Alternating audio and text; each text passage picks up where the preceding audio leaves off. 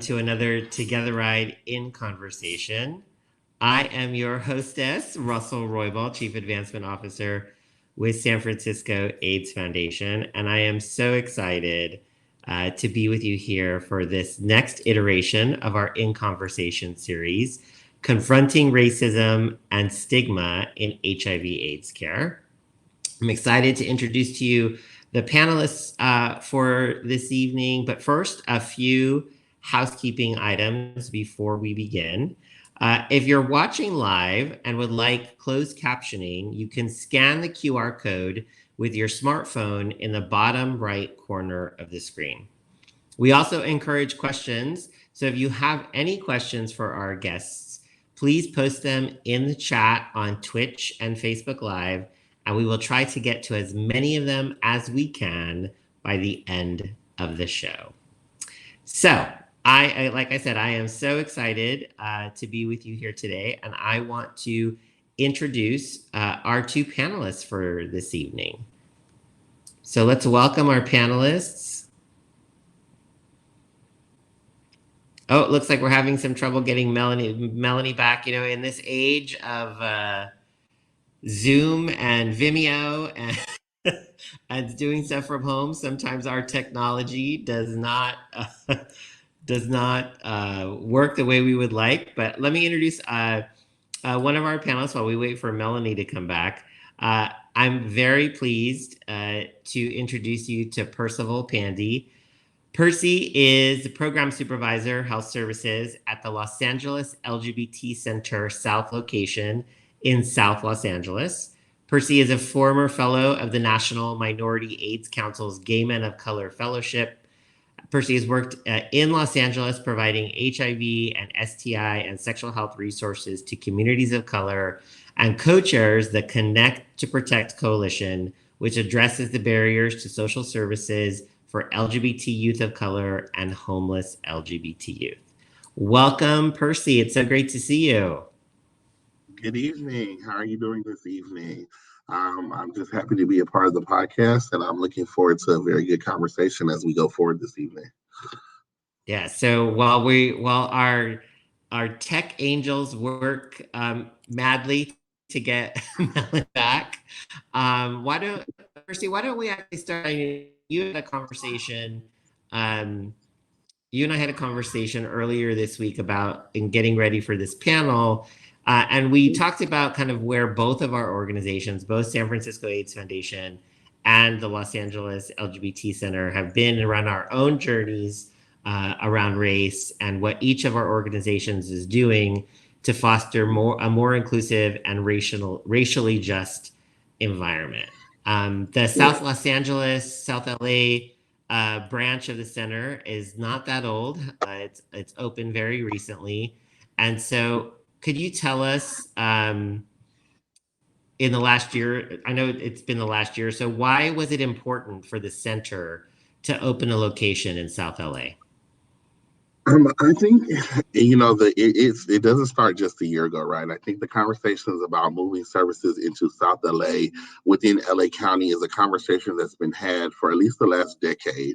When you look at services and how services were kind of like centered around the city. I think for a long time, providers or just public health in general saw South LA as a public health desert, right? Or saw it as difficult to engage because of healthcare insurance or the way people pay into insurance. I just think it was a difficult kind of hump to overcome. But I think in the last presidential administrations that have allowed the expansion of healthcare and also different programs that have allowed people to access different healthcare needs. It has made it easier for organizations such as the Center to move into South LA and to really do the work that needs to be done within South LA.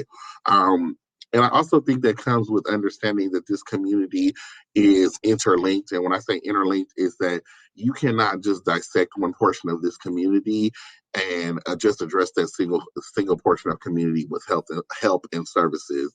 Because these communities really depend on one another, whether in a family structure or a friend social support structure, we really need to look at and examine what that platform looks like going into this community. So I think a lot of that was a lot of conversations we had. And then initially when We had the funding. It was about finding the right location, assessing the community around how the community felt about LGBT service center in their community, and also just really looking at the right time to move into community for us.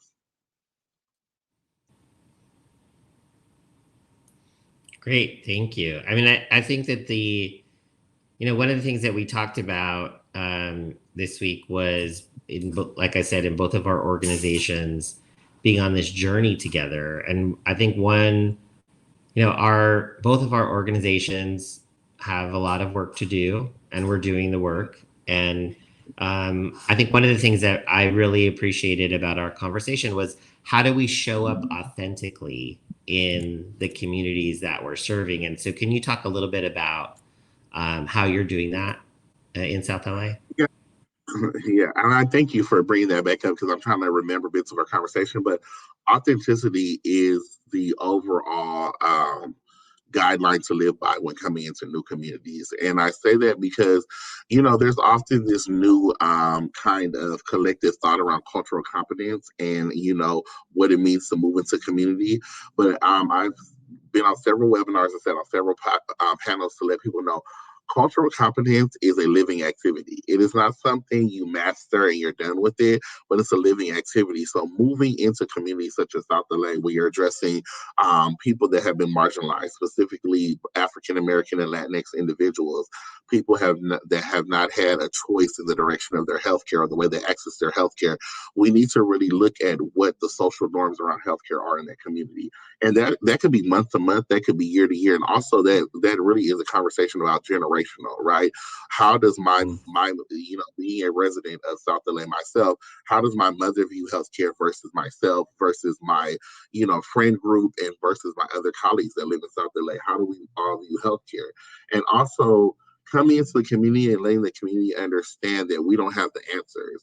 We're here to examine the problems that exist in the community and work with the community to correct those issues, because the main thing the community has always called for when organizations move into their spaces is sustainability.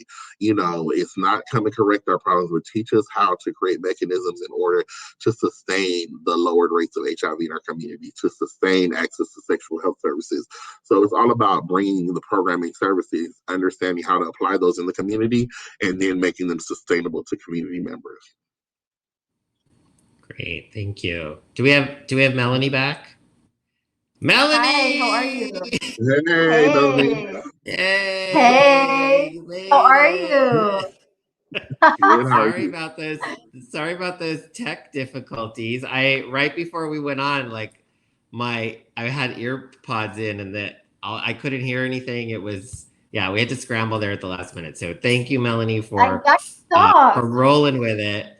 Let me Yeah. introduce you to all of the folks who are watching. And again, if you're watching live, if you have questions for either of our panelists, please make sure to send those in either on Twitch or Facebook Live in the comments, and we'll try to get to those a little later in the hour. I want to welcome my colleague, Melanie Graham, who is the Chief Talent and Culture Officer at San Francisco AIDS Foundation. Melanie leads the Human Resources and Employee Engagement teams at SFAF. She joined SFAF in 2020 with more than 17 years experience leading national HIV work in the most marginalized, low-resource, and systemically racist regions in the United States. Melanie is a daughter of a white mother and Black father, presents as racially ambiguous, and is Black identified. Her lived and professional experience informs how she builds the capacity of organizations with a critical race lens and anti-racist approach. So, yes, welcome, Melanie. We overcame these tech challenges. And so what I wanted to ask you, Melanie, and Percy and I talked a little bit about the journey that the LA Center has been on and the opening of the location in South LA. But your role was created over the last year at San Francisco AIDS Foundation. What process led to that? And can you tell us more about what SFAF is hoping to accomplish? Yes, absolutely. Can you hear me okay? Yes.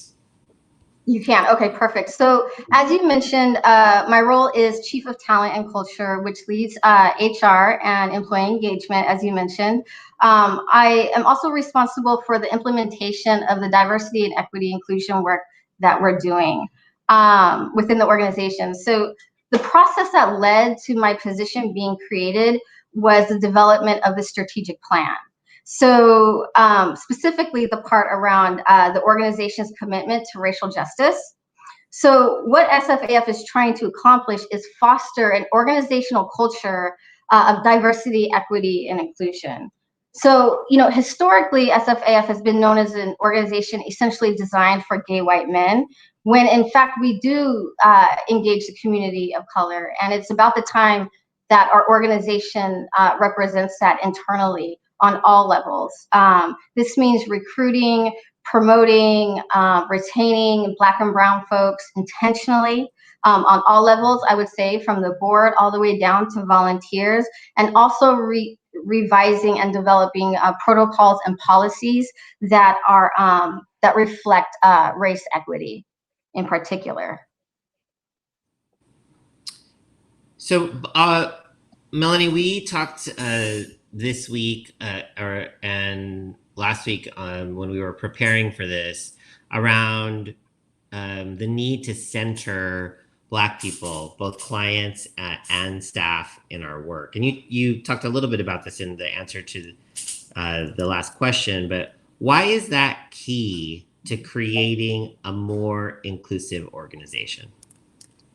Yeah, I want to unpack what we mean by centering before I dive in. So at SFAF, when we say centering Black staff and Black clients, what we mean is that we are uplifting that prioritized community. And this creates a protected space specific to their needs. So this is incredibly essential work that we're doing and practices that we have within the organization. Now, when you think about diversity, equity, and inclusion, centering is it's like right under the umbrella of inclusion, okay? And so oftentimes I feel like people misunderstand or misinterpret what inclusion really means. Like, for example, you know, with some of my white colleagues, you know, throughout my career, I might redirect them and let them know that, okay, this isn't, you know, I'm not really receiving an inclusive type of interaction or behavior. And, you know, oftentimes a response will be like, well, I invited you to this meeting, or I've included you on this email. So I am including you. And that's not necessarily inclusion as it relates to diversity, equity, and inclusion. So inclusion is when it requires active and intentional and ongoing effort to promote employee engagement and a sense of belonging, particularly with Black staff and clients. So I don't know, I would say, you know, when you look at our organization, we do have diversity, but I would say inclusion is a practice that we need to tighten up a little bit better. And I say that because of where diversity sits within the organization. So it sits predominantly like in the front line and maybe like mid-level. And so there's a gap between the mid-level and like leadership. And that discrepancy is a very clear indicator of previous organizational culture that needs to be extracted and dismantled. So if we're really going to do diversity and equity inclusion work, like authentically, we got to close that gap. And so it's a part of my charge to close that gap, and we're on this journey in doing that. And so eradicating any type of systemic racism is definitely a priority, and we are on the journey to doing just that. Awesome. I am all in for that journey. I hear Percy, you. Percy, do you have thoughts about that? No, I definitely agree with a lot of the statements that Melanie just made about her organization. I feel like we're having some of the same conversations at the center about diversity, equity, and inclusion, and even racism. And you know, my front running thought a lot of times when we talk about racism can't just be a serious. When you talk about correcting racism or dismantling systems that uphold racism, or you talk about diversity and inclusion, these have to be actionable things, right? And I also reference I always like to say, racism has to be a pillar within your organization of work. You know, when you look at your mission statement and you talk about equity and all these things in the LGBT community, specifically for the center, you also have to include racism in that statement, because racism is a pillar and a silo within itself that requires specific and unique unpacking based off the experiences of people within the organization and out of the organization. And I totally agree with her when you look at employees within an organization. It tends a lot of the time that people of color tend to make up the front line and middle management, but then as you go up, because of barriers around education and lack of education, you see that a lot of the upper or directorial positions you're kind of framed out of. And that's not intentional. Those, again, speak to other systems that kind of marginalize folks when it comes to access to education.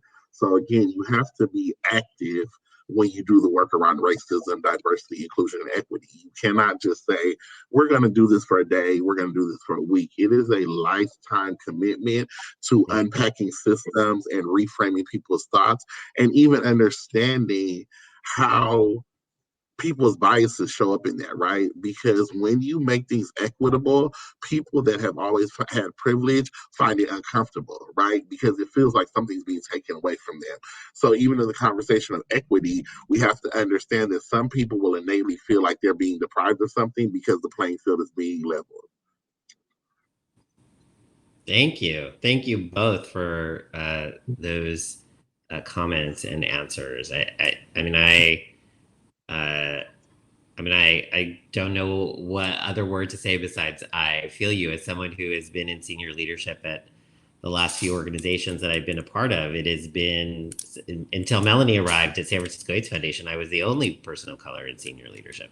And so that is something, when I look around, like, what are the things that as institutions and organizations we need to do to make sure that we are creating pathways for folks to be able to take leadership? And that, Percy, to get to what you were talking about, that it's not about necessarily how many letters you have behind your name, but how do we value the lived experience of folks in the community? So one thing that you talked about, Percy and Melanie, I want to kind of dig a little deeper around is, how do we address, Melanie, the historical and present day racism and anti-Blackness in the medical community, in outreach and throughout care? Yeah, there are a number of ways. I'll start off by saying, the way that we address this is through community partnerships, by offering trainings around like harm reduction, and also just around like the programs that we offer that center the Black community. But more importantly, our Black programs, our Black centered programs, are very, very, very transparent about the history of the medical mistrust, the non-consensual medical experimentation of Black people on our Black bodies, and the medical negligence from non-Black providers. And so understanding these historic and present day facts that are still happening, it's imperative. It's imperative to achieve trust. And it also demonstrates what racial justice actually looks like. When that history and those day-to-day facts are not acknowledged, that is anti-Black, because this is a part of our experience. And so our Black-centered programs are very, very intentional, leaning into having conversations about that and understanding the connection between that and suspicions around vaccines or concerns around like adherence and things like that. So we take a concerted effort to talk about what we're experiencing and our history that really demonstrates the clear oppression and racism that Black people are enduring, particularly from the medical community. Thank you, Melanie. Percy, I want to shift a little bit to talk about Stigma and opening a center in South LA. How is the organization really addressing stigma that could exist?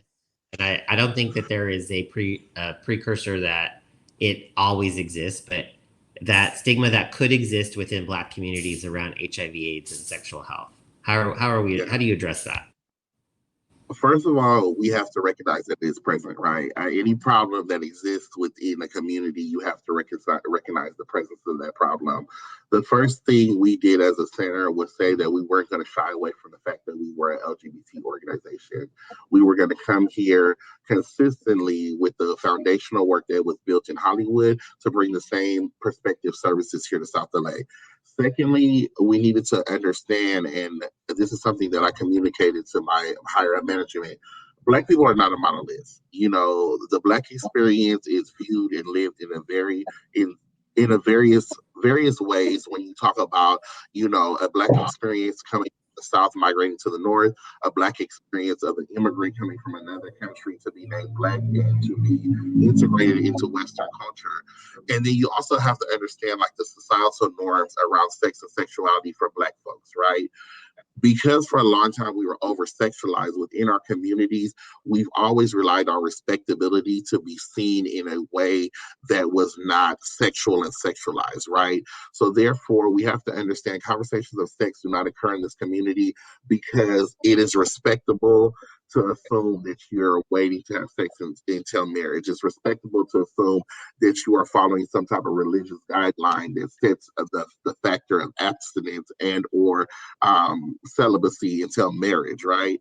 And understanding those things, you could see why now there's certain shame around certain behaviors. So, you know, I will be practicing a behavior, but I won't name that behavior because of shame that is orientated with an identity that is shameful in the community, right?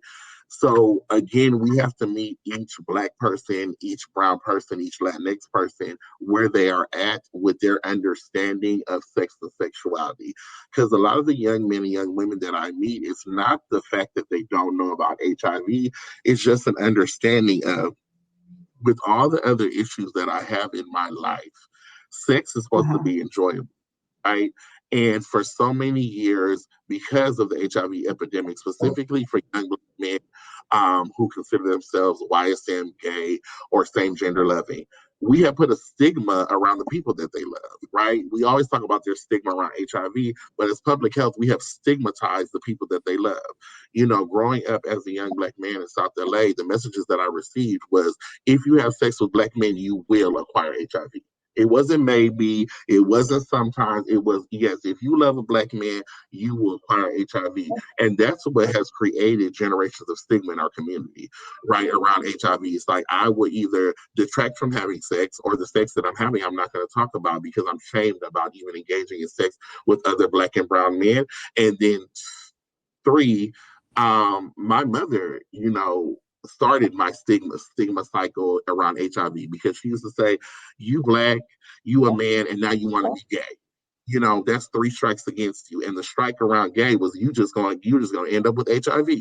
So again, we have to look at how systems and societal norms have shaped the stigma for this community.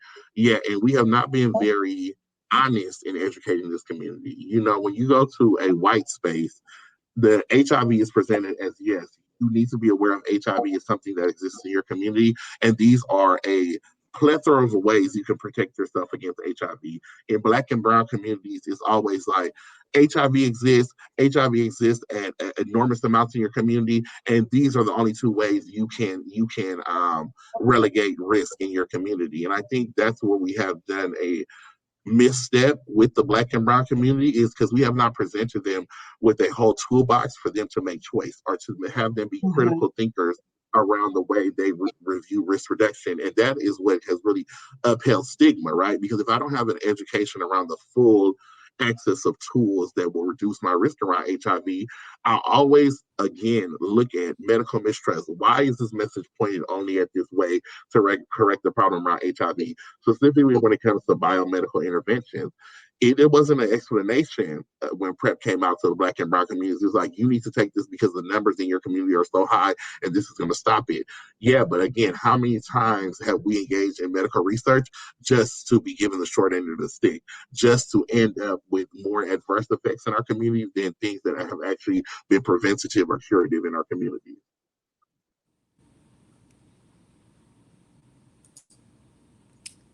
I yes, the when I told that what you just told in particular about your mother, Percy, when I told my grandmother, my abuelita, that when I came out to her, literally the first words out of her mouth, not these were the first words. You're going to die of AIDS. That is literally the first thing that she said, and it was like a knife through my heart. Here is the most important person in my whole life telling me that I'm gonna die, and that every interaction I have as a brown person, every Yeah, sexually intimate moment, I'm thinking is gonna be my last, right? Like this, that, it's yeah. So I yeah. exactly like there's so much of that that happens in our communities. Melanie, oh, actually, this is another question for you, Percy, related to that, which is how does the center support and empower the Black community in navigating HIV/AIDS and sexual health services? So I will say we are working towards getting better at this navigation. For a long time, I think the center saw that they engaged in HIV care and they engaged very fruitfully in a certain population, which was Hollywood, West Hollywood. And, when the Black and Brown individuals engaged the service point, there was a lot of distrust and kind of misunderstanding of how to approach the community. I think we do it differently in South LA because what we have done definitively is come here and try to partner with what we deem legacy organizations in South LA, organizations that have been doing work around sexual health, healthcare in general, morbidities around the Black and Brown community, really linking with those organizations to see what were the best activities that they brought to the community and how can our organization being a global organization help to amplify those activities, because a lot of times in Black and Brown communities it's not that the service points aren't there, there's just not the dollars to sustain service, or there's not the mechanisms to sustain service. So me and my senior manager David Flores have done a lot of work in trying to partner with the overall community to say yes, the center is here and we have a definitive point of care for LGBT individuals around HIV. But being that when you step into marginalized communities like Black and Brown communities, sometimes LGBT doesn't resonate, right? Again, there's behaviors that are being done, but the orientation does not resonate with those behaviors in these communities. So therefore, it's a discussion of how to access healthcare for each of our individual clients, right? How do they see the prioritization of sexual health needs in their daily lives? Because I have so many barriers, I don't prioritize risk reduction around sexual health. I have sex as a way to decompress from my day. I have sex as a way to decompress from other kind of woes in my life. So therefore, if you attach another kind of stigma around sex, I don't want to talk about sex because then a sex becomes another barrier within my life that I have to kind of like scale over. So a lot of our conversations is just about understanding what kind of sex you like, how frequently you like to have that sex, and then like these are the tools you can use to reduce your risk around you contracting or transmitting HIV, whether you be a person living with HIV or you be a person that, may have some risk factors that make you more susceptible to HIV and STIs in the community. And this is because there's been no baseline in specifically Black and Brown communities that we have had authentic conversations with our youth about sex, with our youth around like, physical and mental development and engagement around sexual relationships. I always use the example again, when I had my first sexual relationship with a man and that relationship devolved, like he didn't want anything to do with me after he had sex. I didn't understand that. I really didn't understand why he didn't want to be involved with me. I didn't understand, was it something that I didn't do? Was I something I did incorrectly in sexual relationship? And because I had no one to talk about sex and sexuality, I put myself at risk. I started to just put myself out there and say, well, maybe somebody's going to like me for whatever I present. And if I do what he says, then maybe everything will be all right. Again, taking we try to affirm that these individuals do have kind of power over oneself, and ability to consent or not consent to activities, because it's that framework that really addresses risk reduction in these communities. It's giving them back the power to understand that they are an autonomous thing. They can consent or detract consent from an individual that wants to have sex with them. Sex has to be something that is agreed upon by two individuals. Yes, relationships and communications are also part of a sexual relationship. So I think really affirming those tenets in the conversation around sex and sexuality have been where our successes have been with a lot of our target population in South LA. Thank you, Percy. And Melanie, what about it? What about it at SFAF? How is the organization supporting and empowering Black folks to navigate HIV/AIDS and sexual health services? Yeah, that's a great question. We have an intersectional approach. And what I mean by intersectionality is that it's different aspect of a person's identity that overlaps and creates a different mode of discrimination. So for example, I'm a Black woman. I am Black and I am a woman. And so that's an intersection. So me being a Black woman and my socioeconomical status, that also too is an intersection. So by taking an intersectional approach, we're addressing, external causations of institutionalized racism and oppression that directly affects the Black community. And that's important to address so you're seeing the entirety of a Black person. So we create Black spaces for testing, education, benefits delivery. These spaces are designed so Black folks aren't the only Black person in the room, to which we often are. And when that is the case, it's like we're vulnerable to stigma, microaggressions, and just marginalized treatment in general. And so we try to offer a space that is like polar opposite to what I just described. We create, Black events from like staff from like BIPOC staff, Black and brown staff, that are, navigators, PrEP navigators, HIV specialists, even Dr. Hyman Scott, where we will have these folks as experts and allow the clients access so we can have like conversations, like casual conversations, pivot from this didactic mode and this formality, but just have like real chill, cool conversations where our clients can be the experts in their life experience and also get questions answered by experts, by other Black experts in the room. So, our Black programs, it connects with clients, on a different level in that we send, we make a concerted effort to send like handwritten cards to acknowledge, birthdays, send care packages to folks that are maybe in managed care. We create a space that is protected and centers our Black clients. So those are things that we do to ensure that we support and empower the Black community around navigating HIV and sexual health services. Thank you, Melanie.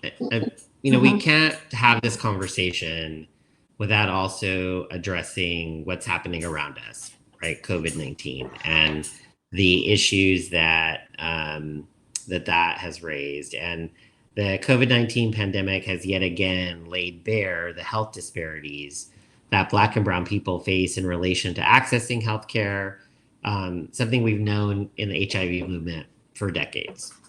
Percy, how has COVID-19 impacted the Black community and more specifically Black people living with HIV? It has impacted our communities immensely. First and foremost, looking at, when this pandemic was first announced, stay at home, stay at home, stay at home. Unfortunately, most of our Black and Latinx consumers work in frontline jobs. They are essential workers. They're the nurses, they're the janitors. They're those jobs that require you to come in and deliver a service. So before, a lot of times people were like, well, I can't stay at home because if I stay at home, I don't work. If I don't work, I don't get a paycheck, right? And if I don't get a paycheck, I'm not able to support my household and my family, because the fear, again, in marginalized communities is always about paying the rent. with no access to employment and, the stay-at-home orders, then it was a lot of kind of like bullying around evictions and stuff like that. Even when these moratoriums were set, a lot of the community still felt vulnerable to landlords trying to move people out, specifically in a city like Los Angeles, where we have a high rate of homelessness already, and we also have an issue around the gentrification of traditional communities of color. This was a big fear. And, we did our best at the Center South specifically and the center as a whole to pivot with the community, with community needs. When we saw community losing employment and we saw community losing access to capital, whether that be through employment or through social services, we opened up a food bank, right, to try to deter from food insecurities. That food bank started with 25 individuals, and as the pandemics have progressed, we have gotten up to like almost 120 individuals that access our food bank every second and fourth Friday of the month. And again, a lot of the people have this kind of like, sigh of relief that this vaccine has been created and pushed out. But again, because of medical mistrust, because of the ways that people, Black and brown bodies, have been used to experiment on and then disregarded, the way Black and brown bodies have been treated in the medical establishment, it's unsure. Like, why should I take this vaccine? Every other time that we have engaged in some type of medical research, it has been to our deficit and not our benefit. Secondly, other things have ravished our community. And they're looking at HIV specifically. HIV has ravished our community for the last 30 years. And you're telling me in a matter of minutes, you could craft a vaccination that will help against a global pandemic. But in the last 30 years, there was no one to address any type of vaccination or preventative care around HIV besides PrEP. And even with PrEP, that was kind of like, oh, yeah, this was something medical providers were using for years. When you think about, professional exposures, nurses and medical practitioners were using kind of like a PrEP module for years. But again, it's just that we can't trust it. We can't trust it again. And it's hard to have the conversations again because, again, we don't provide education to these communities. We kind of come in and say, you have to take the vaccination. But no one came in and said, do you understand what a vaccination is? One. Two, in understanding what a vaccination is, how comfortable do you feel with accessing a vaccination? I know people that haven't even taken a flu shot and you want them to take a COVID-19 vaccine. Like, it's just the fact that we cannot, we've always left these communities behind, and then we want to turn corners at 90 miles an hour and ask ourselves why they haven't turned that corner at 90 miles an hour, right? Even with when we think about telehealth and virtual engagements over the pandemic, we want to ask ourselves, why is low engagement in Black and brown communities? I don't have a computer in my house. If I do have a computer, maybe I have 6 children that need to use that computer for school. And you're telling me in the course of a day, I need to get my 6 children integrated in virtual learning. And then I have to pull them off that computer to then try to access a health appointment. I'll just work until this health disparity or this health morbidity gets even worse. And then so my kids can access education. It's always about what is sacrifice and benefit. What is best? Best is that my children become educated so maybe they can move out of this station of life they are. So I don't really have to take this telehealth appointment, or I live in a transitional living space. Why would I take a telehealth appointment in a community shared space where I have no privacy to talk about my personal health needs the way I need to talk about them with a provider? So I think those are a lot of things that we need to think about once again when we confront Black and brown communities with, why aren't you doing this? Why aren't you doing that? Why are we seeing the numbers so impactful in these communities when it comes to the contraction and transmission of COVID-19? Because once again, you present us with a barrier, and even with the presentation of that barrier, you offered us no assistance to try to keep on living our lives, right? You offered me no rental assistance. If you did offer rental assistance, it was kind of misappropriated across different governmental channels. When you look at the government subsidies, the $1,200, the $600 that was given out, millions of dollars were given out to people that were deceased, or no longer even filing taxes, and those individuals who have filed taxes still didn't get those subsidies. So it's when you think about COVID-19, you can't just say, why did the community? You also have to look at administration, bureaucracy, and the systems in which that hold the community in a marginalized position. Thank you, Percy. Melanie, do you have anything to add here? Yeah, I mean, this is an added barrier to the initial barriers that HIV brings. This just shines a huge, shining, bright light to the health disparities that we're already experiencing. It's like, Black folks are already disproportionately impacted by HIV. So like now COVID. So it's like just double that impact. And so we only represent 13% of the US population. So to be impacted by both pandemics is huge. And all it does is just show the inequities that we experience. And unless those inequities are effectively addressed, and it's not even just with the Black community, but it's any marginalized community, until the inequities are effectively addressed, really dealing with COVID and HIV collectively and together cannot be accomplished. And to put like a bow tie on that, until we address systemic and institutionalized racism, we cannot effectively address any pandemic that affects or touches the Black community. Thank you. Thanks to both of you. That is all the questions that I had, but we have some audience questions. So I want to encourage folks, if they have a question, please put it in the chat on Twitch or on Facebook Live. And one of the questions that's come in so far is related to the conversation that we were having around stigma. And if either of you have thoughts on adding that gender identity component. So if someone who is trans identifies as trans, what are your thoughts about that? I think that amplifies stigma, right? Because not only are you a marginalized person living in a marginalized community, you can sometimes even be further marginalized due to things like Melanie said, intersectionality. I'm not only a Black person, but I am a Black person of the trans experience who is always thought of last. When it comes to public health, we must admit that to ourselves.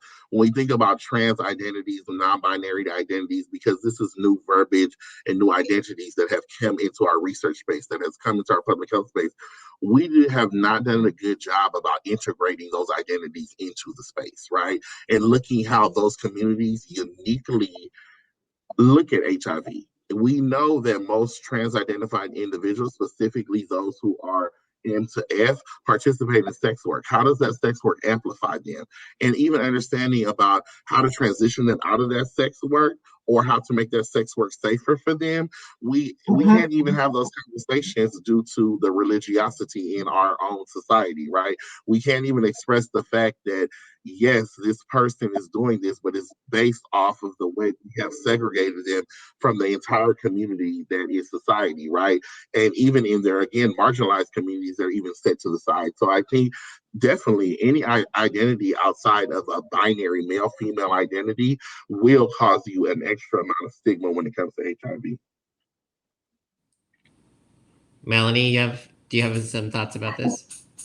Yeah, I mean, I would even argue that, trans individuals are, can be potentially marginalized even by the gay community. And so this gives us even a larger responsibility to ensure that we are centering trans individuals, in particularly Black trans. It's like, it's one thing, when you're vulnerable to just society, but when you can be vulnerable even within, your own community or the LGBT community minus the T, then it's like we have to do better at centering and ensuring that there are unique needs that need to be addressed and uplifted. Well, I just want to remind folks that if you're thinking about questions, that the work of TogetheRide, the fundraising that you're doing for TogetheRide, allows both organizations, San Francisco AIDS Foundation and the Los Angeles LGBT Center, to really pivot and be innovative in this last year. The unrestricted dollars that you are raising go so far to be able to meet people where they're at and to meet, as Percy was talking about earlier, really basic needs for the communities that we serve. So thank you so much for signing up for TogetheRide. If you haven't done so yet, you can do so at togethheride.org. And let me see if there are any more questions. We have time for a couple more. So if there are folks sitting, watching this, what's one thing that folks can do either in their community, in their family, in their friend group, or at work to help to dismantle the systemic structures that we've been talking about? I know that's a big question. Like, what's one thing? But I think the easiest I mean, I would. thing sorry about that. You go ahead. Oh, please go ahead. Proceed. Oh, thank you. I'm sorry.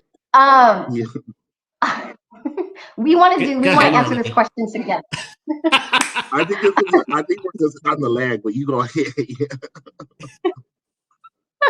Obviously, this question is very, very important, but I think, one simple way to address it is just holding, particularly in the workspace, is holding people accountable.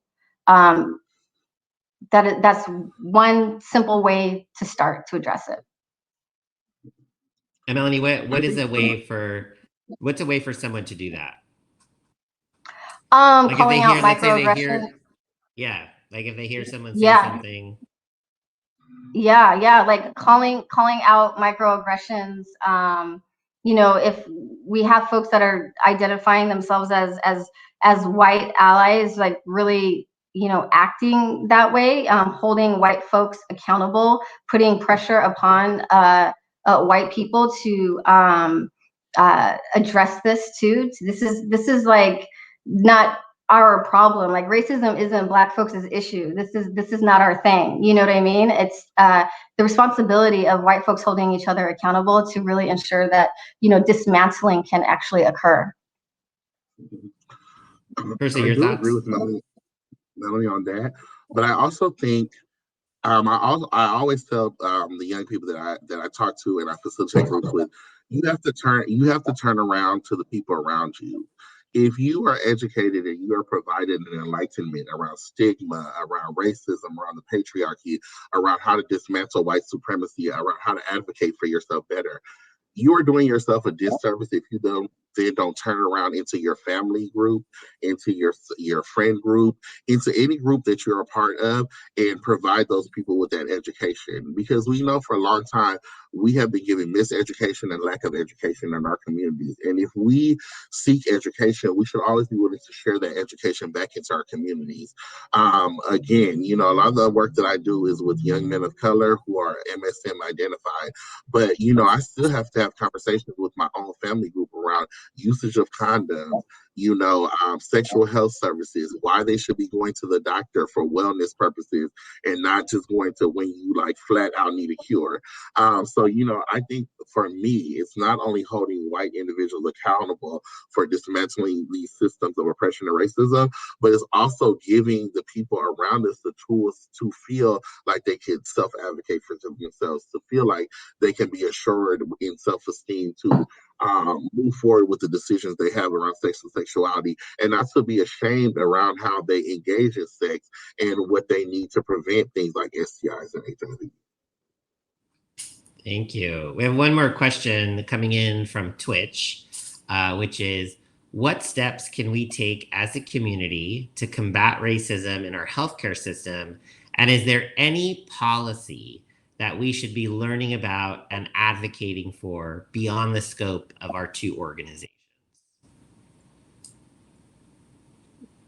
Melanie, you want to start with that? Or go ahead. Yeah, I think it's just in general. Like, is there some policy issue that folks should be earlier today? We had a different conversation with some of my colleagues around, now that we know that the Affordable Care Act is not going to be under constant assault, what are the ways that we can think about expanding that, right, and doing more for our communities as a result of just defending it? So is there some particular policy item in the healthcare system that you think folks should be advocating for?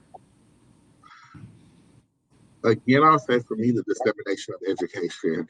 You know, when the Affordable Care Act came out, we really rolled that out onto a community that was really understanding that state sponsored or social service programs were just I show up with my card, I place my card down, and whatever happens, I'm gonna get my service. I may have to wait 12 hours to see the doctor, but I'm gonna wait there 12 hours.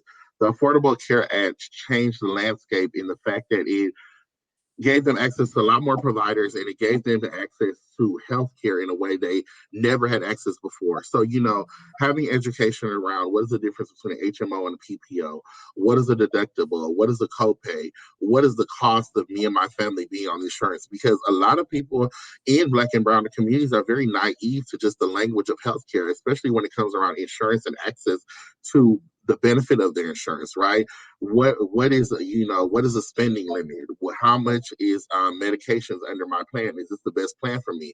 I think the best thing also is to look at your local politicians and see what their messaging or what their platform is around healthcare. Because a lot of times we vote for individuals, but we don't know what their whole platform is. They just sound really good in the ether, you know, in the sound bites, but no one is investigating how these policies that they bring into office will affect our access to healthcare. So I challenge people to do that. I know it is a large task to do, and myself, I find it, you know, all encompassing sometimes. But whatever little education you could again turn back around and give your community, your family, or whatever around healthcare, how to access better healthcare. If you found a way to navigate a system, share that information with individuals, and that's where we will see the sharing of education and the expansing of education for Black and Brown communities around healthcare. Thanks, Percy. What about you, Melanie? I mean, I'm going to keep it real. I think before even addressing policies, people need to register to vote and then actually vote. I think what we saw, you know, last year and just the last couple of months, that Black folks, we hold a lot of political power. We have a lot of capital, and we need to we need to ensure that we are voting and getting involved before we even understand policies. It's just like being part of the process, because we can change the game very easily if we simply vote. Well, on that note, I want to say vote and thank you to Melanie and Percy. And the other thing I want to say is that this conversation about confronting racism is not just a conversation we should have in Black History Month, but that we should be having every day, all year long. Because if we are going to dismantle white supremacy and end racism, then we have to talk about it outside of these 28 days in February every year. So again, please give a virtual round of applause to our two panelists tonight, Percy Pandy from the Los Angeles LGBT Center and Melanie Graham from San Francisco AIDS Foundation. Thank you, Melanie. Thank you, Percy. It was a great conversation. I hope we get to do it again very soon. I could talk about this stuff like all night. So thank you. Thank you for your insights and the answers to the questions. I know that I enjoyed it, and I'm sure that our audience enjoyed it too. So just a couple of wrap-up announcements as we finish this in conversation for TogetheRide. I just want to congratulate the TogetheRide community, because we are so close to our first $1 million raised. We have about $100,000 to go. So thank you to all of you who have been out there raising money for San Francisco AIDS Foundation and the Los Angeles LGBT Center. We only have 100,000 to go to get to our first million, and we can only get there together. If you haven't started your fundraising yet, make today the day that you ask a friend to support the incredible services that you just heard about at SFAF and the Los Angeles LGBT Center. If you want more updates about TogetheRide, I invite you to join mis amigas locas, Albert and Gonzalo, for TogetheRide Live on Facebook, Twitch, and TogetheRide.org next Thursday, March 4th at 5:30 p.m. Pacific time. And join me, your hostess with the mostest, next month on March 17th for our next In Conversation HIV and its impact on transgender women. Thank you again, Percy and Melanie, and thank you to all of you for out there for watching. Have a really great rest of your night, and we'll talk again soon. Bye-bye.